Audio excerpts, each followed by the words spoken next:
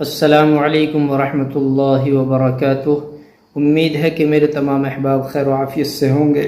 میرے عزیز و پیارے بھائیو بزرگوں، سوال ہے کہ وضو اور غسل کے بعد دوبارہ ہاتھ دھونا کیسا ہے؟ قائم کیا گیا کہ کھانا تناول کرتے وقت ہاتھ تر رہنا سنت ہے، نیز اگر غسل کر کے آیا تب بھی ہاتھ دھونا چاہیے یا نہیں چاہیے؟ الجواب حامد و مسلیہ۔ تو اس کا جواب یہ ہے کہ کھانا کھانے کے لیے ہاتھ دھونا مستقل سنت ہے، اگرچہ وضو غسل نماز وغیرہ سے فارغ ہو کر آیا ہو۔ تو اس کی وجہ کیا ہے کہ جب ہم نہا دھو کر آئے ہیں، غسل کر کے آئے ہیں، نماز پڑھ کے آئے ہیں، وضو کیا تھا، اور پھر کھانا کھانے کے لیے جب ہم آتے ہیں تو ہاتھ دھونا سنت کیوں ہے؟ وضو جب کیا تھا جب بھی ہاتھ دھلے تھے ہمارے، ہم غسل کرتے ہیں تب بھی ہاتھ دھلتے ہیں، تو کھانے کے لیے الگ سے ہاتھ دھونا سنت کیوں ہے؟ ایک حکمت میری سمجھ میں آئی، اور میں نے کئی سال پہلے ایک اخبار پڑھا، اس میں لکھا تھا کہ ایک ڈرائیور نے کسی ہوٹل میں کھانا کھایا اور اس کی موت ہو گئی۔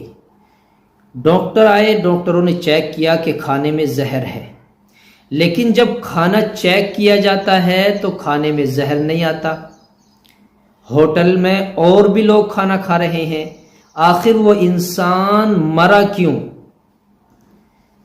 اب جب تحقیق ہوئی، اس انسان کا چیک اپ ہوا کہ جس نے کھانا کھایا تھا، پتہ چلا کہ وہ ٹرک ڈرائیور ہے اور اس کے ہاتھوں پر زہر کا اثر تھا۔